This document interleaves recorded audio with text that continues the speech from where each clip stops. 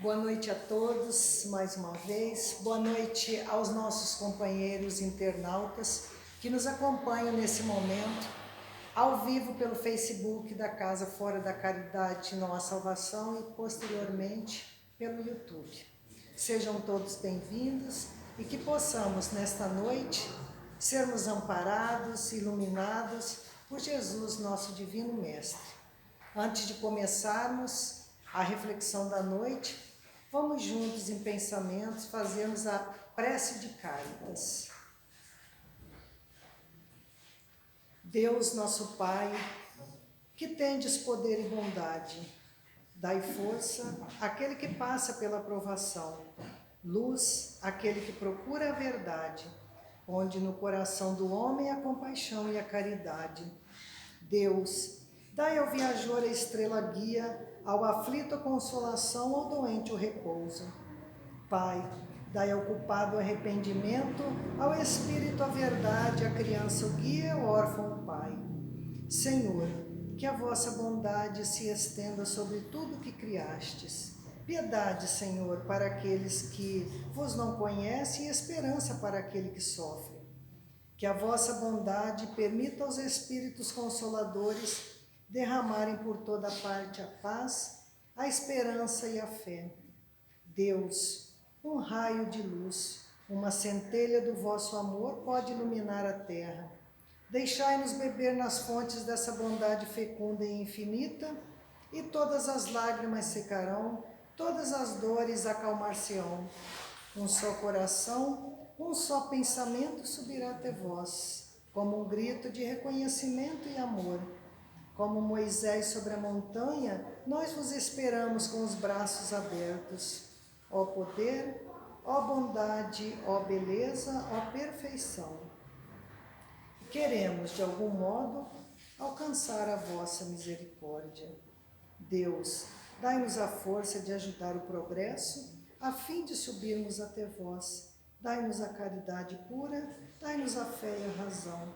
Dai-nos a simplicidade, que fará das nossas almas o espelho onde se deve refletir a vossa imagem. Assim seja. Então, nessa noite de hoje, nós temos a alegria de estar recebendo o nosso companheiro Alex Bonafini. Seja bem-vindo, Alex, que Jesus ampare e ilumine na sua reflexão da noite. E ele traz o tema O Consolador Prometido.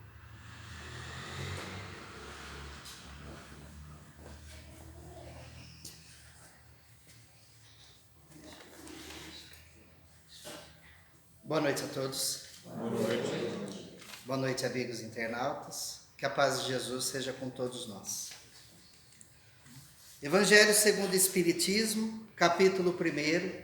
Nós vamos flagrar uma mensagem importantíssima de Fenelon, no qual ele diz: um dia Deus, sua caridade inesgotável, permitiu ao homem ver a verdade varar as trevas. Esse dia foi a chegada do Cristo. Depois da luz viva, as trevas voltaram. O mundo, entre alternativas de conhecimento de verdade e obscuridade da ignorância, perdeu-se novamente. Então, tal como os profetas do Antigo Testamento, os Espíritos se puseram a falar e a vos advertir. O mundo está abalado em suas bases. O trovão provocará estrondo. Sede firmes. Essa afirmação categórica, enérgica de Fenelon é para explicar, depois da vinda de Jesus, como o mundo se portou.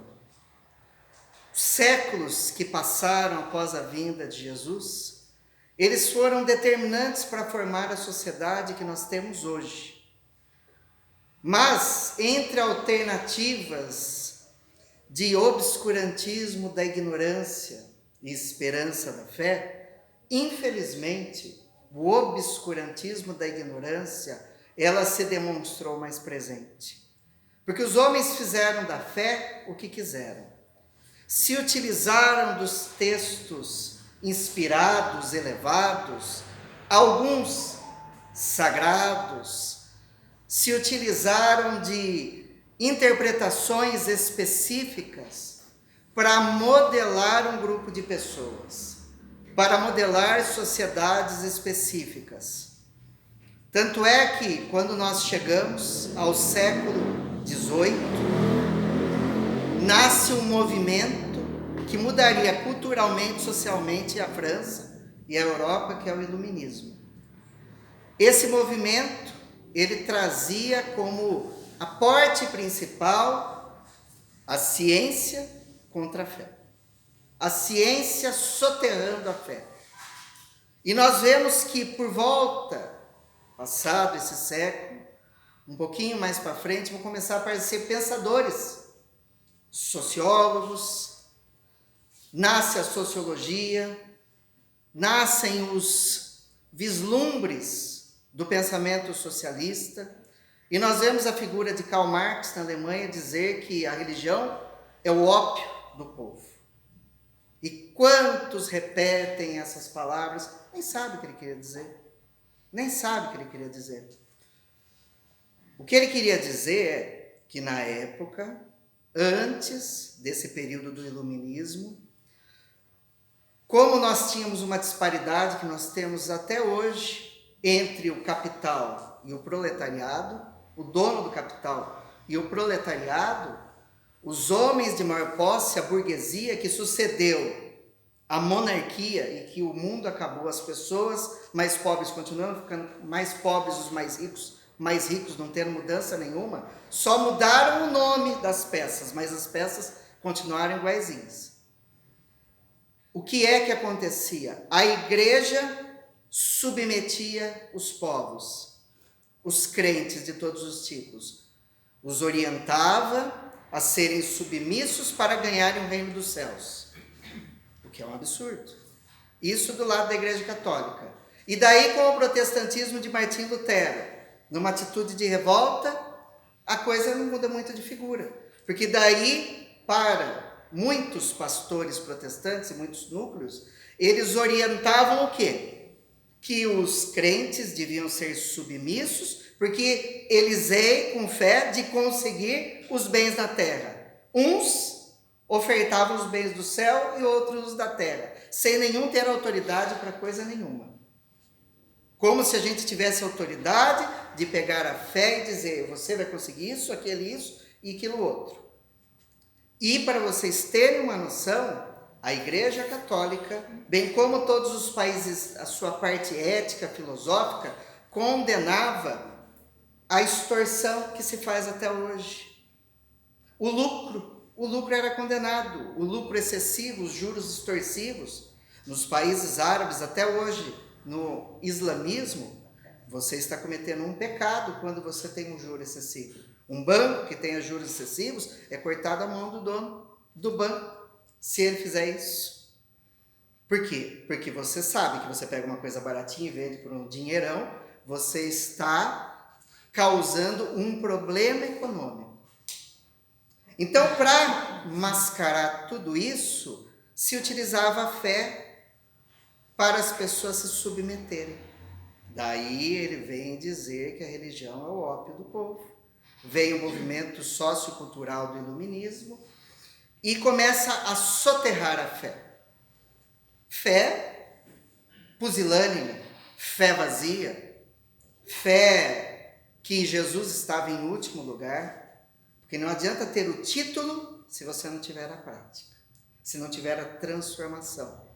E aí nós vislumbramos no começo do século XIX, em dezembro de 1804, Napoleão Bonaparte ele vai ser coroado como imperador de França.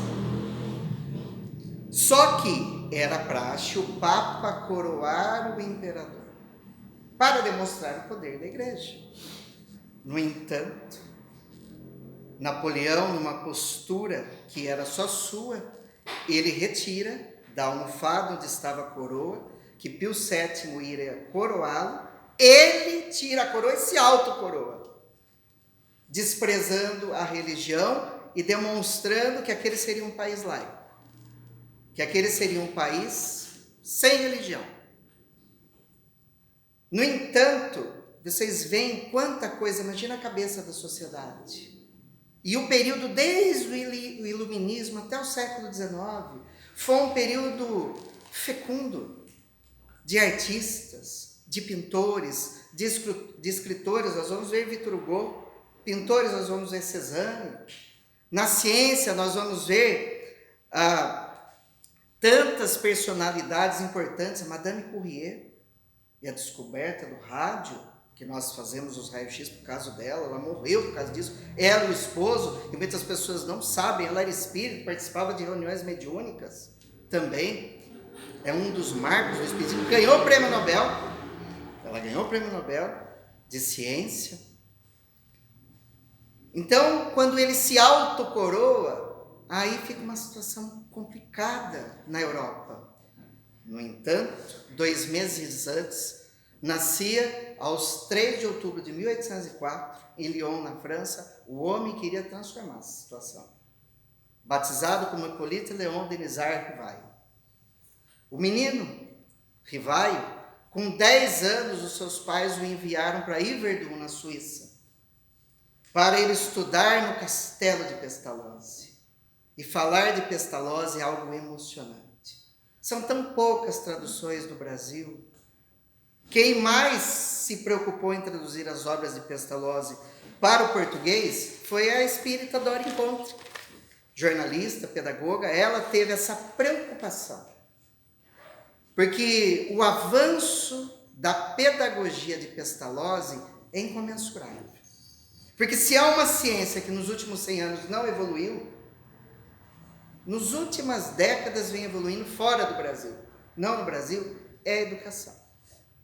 É a educação.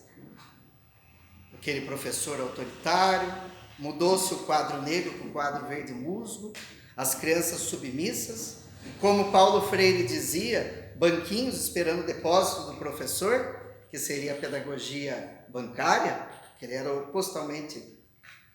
totalmente contra, que ele dizia que o ensino, o aprendizado, ele seria uma pedagogia crítica, que a criança deveria ser crítica. Não é esse monte de bobagem que a gente vê na internet, viu, gente? Facebook Geração, Paulo Freire. Coitado, em 63 ele foi lá no Rio Grande do Norte, alfabetizou 380 homens do campo em 45 dias. Em 64 a ditadura mandou ele embora do Brasil. Ele não teve tempo de fazer nada no Brasil. Ele ganhou os 35 títulos honoris causa fora do Brasil. E escreveu Pedagogia do Oprimido fora do Brasil e outras obras excepcionais. Por que eu falei do Paulo Freire? Porque eles têm pensamentos semelhantes. O Pestalozzi tinha essa ideia. Ele tinha a ideia que a criança seria uma plantinha. Que ela estava pronta, precisava desabrochar. Ela precisava de mestres para intermediar o ensino, não para depositar o conhecimento. Tanto é que a frase do Pestalozzi, ele chamava os professores de professor jardineiro. Eu acho tão lindo isso. Porque a classe, o professorado é tão importante, mas ela vem sendo tão desprezada, tão conspurcada, muitas vezes pelos próprios professores, mas mais pelo governo, pelas autoridades, que o professor é o professor jardineiro, como Pestalozzi asseverava. Ele dizia, o professor deve ser como um jardineiro, providenciar as melhores condições externas para que as plantas sigam seu desenvolvimento natural. Afinal, a semente traz em si o projeto da árvore toda. Um homem assim, discípulo de Rousseau, um pensador importantíssimo, e Kardec, que é o Rivail, ele vai parar nesse colégio, ele de origem católica, porque a França, a religião, apesar de ser um país laico, era predominante o catolicismo. Ele vai para a Suíça, que é predominante o protestantismo. Só que, e o Pestalozzi era protestante, mas ele dizia que a verdadeira religião seria a moral, seria a moralidade. Que independente da sua religião, se você tivesse a moralidade avançada, você estava com Deus. Então não tinham contextos religiosos dentro do castelo de Pestalozzi, que não se deve ter em nenhuma escola. Não se deve ter. Porque o cristianismo não é dessa daquela religião. O cristianismo é de quem quiser ser cristão, independente da religião. O espiritismo é cristão. Mas a partir do momento que você define um estudo religioso dentro de uma escola, você despreza aqueles que não seguem no mesmo estudo. E daí você causa uma exclusão social. tantas nas últimas décadas para incluir os excluídos, e a gente não pode excluir de outra forma. Então lá não tinha exclusão. Independente da crença, independente da cor, do seu pensamento, você era respeitado lá no Castelo de Pestalozzi. Ele foi considerado o educador da humanidade. O educador da humanidade. Ele dizia que a intuição é a fonte de todos os conhecimentos. E nós espíritas sabemos muito bem disso. Que nós aprendemos que todos somos médios porque nós temos a intuição. Porque fora os espíritos superiores que podem ver a Deus e compreender os seus ditames, nós, os espíritos inferiores, temos uma intuição de Deus. E procuramos adivinhar o que Ele quer. Porque nós não sabemos profundamente. Nós sabemos o que nos é passado pelos espíritos superiores. Fora isso, a gente adivinha, a gente imagina, tem intuição. Por isso que a intuição é a fonte de todos os conhecimentos, como Pestalozzi aplicava. E o jovem Rivaio cresce, se desenvolve, e o modelo pestalozziano é utilizado em Portugal, é utilizado na Noruega, na Suécia, em que as crianças mais velhas são tutores das mais novas. Tanto é que quando o mestre Pestalozzi saía em congressos, em seminários, ele deixava o jovem Rivaio para comandar a escola, com 15, 16 anos. Porque as crianças eram formadas para serem homens. É o que na Grécia dizia paideia. É o homem de bem, é seguir a paideia. No entanto, aquela criança cresceu, se tornou homem, e ele volta para a França. Ele funda um instituto, o Instituto Rivaio. Mas não dá muito certo, a sociedade com seu tio não dá muito certo. E ele passa a trabalhar de contador para algumas empresas e dar aulas particulares. O que não impede de fazer parte do meio acadêmico, entre os intelectuais da época. Porque o nome de Hippolyte Léon Denis Rivaio, que poucas pessoas sabem que é o nome do que vai ser Allan Kardec, é um dos maiores nomes da pedagogia mundial. Se você estudar a pedagogia mundial, Hippolyte Léon Denis Rivaio, você vai ver que ele é um dos principais nomes. E as pessoas não sabem que é o Allan Kardec. E que Deus, especificamente Jesus, o governador planetário, o escolheu para que isso acontecesse. Para que ele trouxesse o Consolador prometido, que ele mesmo, Jesus, houvera prometido antes dele partir. Enviar-vos-ei o Consolador prometido. Não que ele seria, mas ele seria o intermediário para o Consolador se postar. Que o Consolador é as vozes dos Espíritos. E ele tinha tanta capacidade, porque se nós lembrarmos na época de Jesus, quando o cristianismo está ruindo, ele escolhe o corcel indomável, Paulo de Tarso, o homem intelectual, com capacidades 1000, para fortalecer a sua fé e erguer o prédio desmoronado do cristianismo. Dessa vez ele escolhe outro homem capacitado para fazer isso com a fé que se desmoronava. Porque Hippolyte Léon Denis Rivaio, ele foi autor de 22 obras didáticas. Obras essas que eram estudadas pelos alunos da Sorbonne na sua faculdade. Ele era membro de instituições científicas diversas, da Academia de Ciências de Arras, professor de cursos técnicos. Ele era poliglota, conhecia bem o alemão, o inglês, o holandês, tinha sólidos conhecimentos em latim, grego, gaulês e algumas línguas neolatinas. E outro detalhe, no meio de todo esse conhecimento, de toda essa capacitação, ele descobre o magnetismo de Franz Anton Mesmer, que era seu contemporâneo, o que também poucas pessoas sabem. Que antes de tudo acontecer, ele participava de reuniões de magnetismo. Reuniões magnetistas importantes.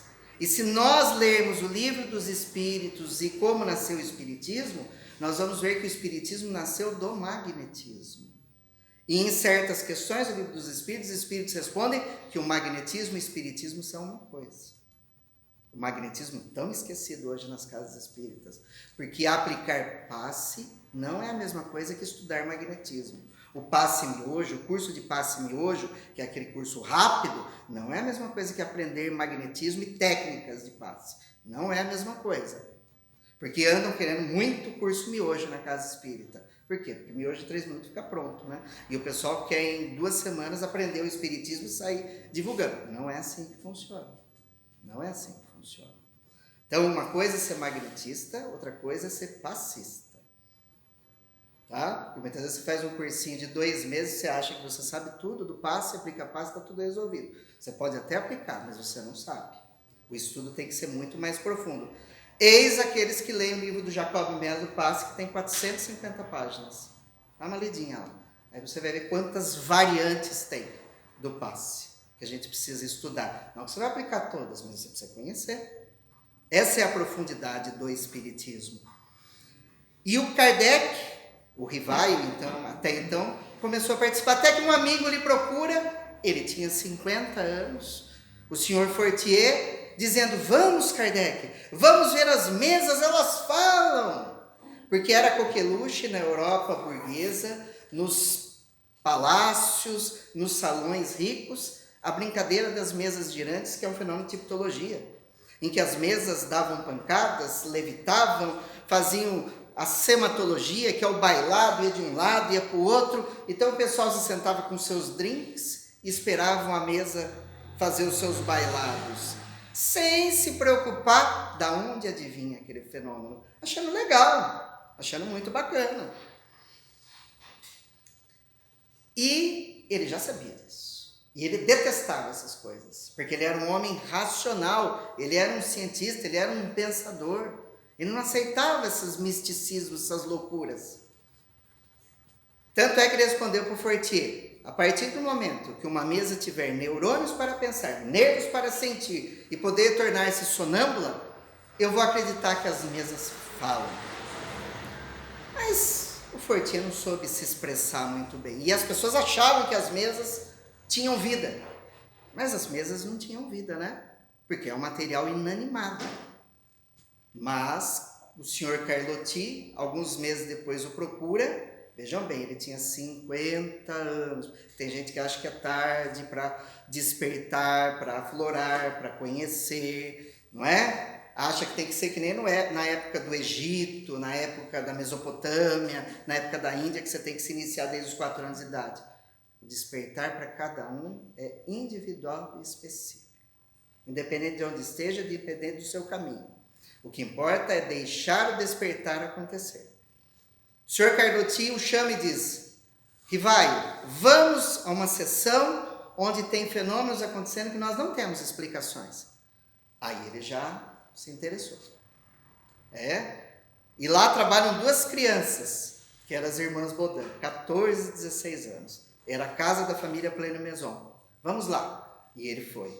Ao chegar à mesa completa de pessoas, 2 crianças no centro, com aquelas mãozinhas pequenininhas, segurando uma cestinha de vime, com uma caneta na ponta, com lápis na ponta, e a cestinha de vime começou a correr e escrever ditados. Como achar que aquilo era uma manipulação, que era um misticismo, que era uma farsa, e de lá saíram mensagens maravilhosas. Porque é assim que começou a psicografia, com a cestinha de vinho e com o lápis na ponta. Aí ele vislumbra um pensamento de querer perguntar quem é que está escrevendo. Porque a cestinha não podia escrever sozinha. As meninas não estavam conseguindo escrever porque elas estavam em transe magnético. E, frequentando as sessões, ele resolve fazer o que ninguém tinha feito. Perguntar. A gente tem que perguntar. Quem são vocês? E eles responderam, os espíritos dos que viviam na Terra.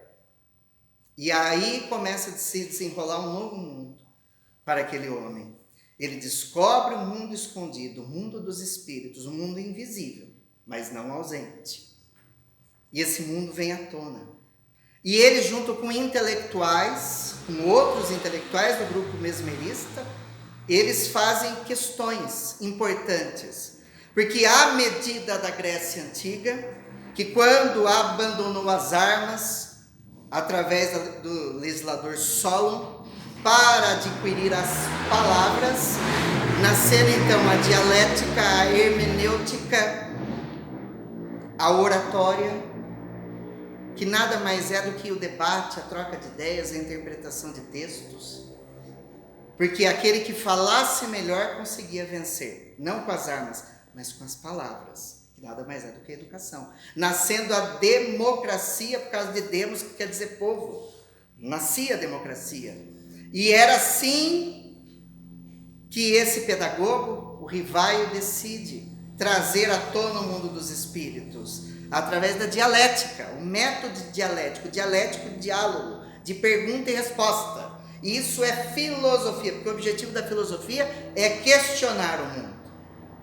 Vejam só quantas ciências interligadas numa interdisciplinaridade. Até que, aos 18 de abril de 1857, vem à tona o Livro dos Espíritos, com 501 questões, a sua primeira edição. Depois, na sua segunda edição, vem com 1019 questões, que ele incorpora outras questões. E é o que nós temos até hoje. Mas o mais impressionante disso tudo, tem alguns detalhes dos bastidores da consolidação do Espiritismo através do nascimento do Livro dos Espíritos. Primeiro se manifestou um espírito chamado Zéfiro, que dava as orientações para o Rivaio. E que o orientou, que numa reencarnação anterior ele tinha sido um sacerdote celta, na Gália, que hoje é a França, que os sacerdotes eram homens religiosos de poder, e na época, na história clássica, os homens de poder, os homens de religião, eram também os legisladores, os que comandavam os locais. Ou eles eram reis, ou eles eram tiranos, ou eles eram homens com a categoria sacerdotal do comando. Então eles tinham todos esses aspectos. E Allan Kardec, na sociedade gaulesa, uma das mais avançadas de sua época, que foi menosprezada através da obra de Júlio César e depois, através de vestígios arqueológicos, foi descoberto que era uma nação extremamente evoluída. Ele sabe que ele foi o sacerdote celta, com esse nome, Allan Kardec. E ele resolve utilizar esse pseudônimo para que o espiritismo não crescesse à sua sombra, como grande pedagogo e membro da academia que ele era. Mas tem mais um detalhe. A Inquisição ainda era muito forte na Europa. E existia o chamado Index Prohibitório, que, ou seja, era a censura. Todo livro a ser editado precisava passar pelo crivo da igreja para ser autorizado. E existia uma guerra, porque quando a igreja ficou sabendo que o Rivaio, o Allan Kardec, estava lidando com os espíritos, saiu uma confusão. As irmãs Baudin foram desprezadas na escola porque descobriram que elas eram as médiuns, porque elas responderam através da sua mediunidade, metade do Livro dos Espíritos e a outra metade foi Spirita Jafé. Depois foram utilizados outros médiuns para a construção das demais obras do Pentateuco kardeciano. Então foi uma bagunça. É como um livro desse podia ser autorizado por uma autoridade católica. Então chegou para um homem iluminado chamado Abade Lessani, o Livro dos Espíritos. Ele tinha que bater um carimbo que se dizia nil obstat, nada a opor, e autorizar a obra ser editada. Poucas pessoas sabem disso. Chegou para o Abade Lessani, ele leu as 501 questões.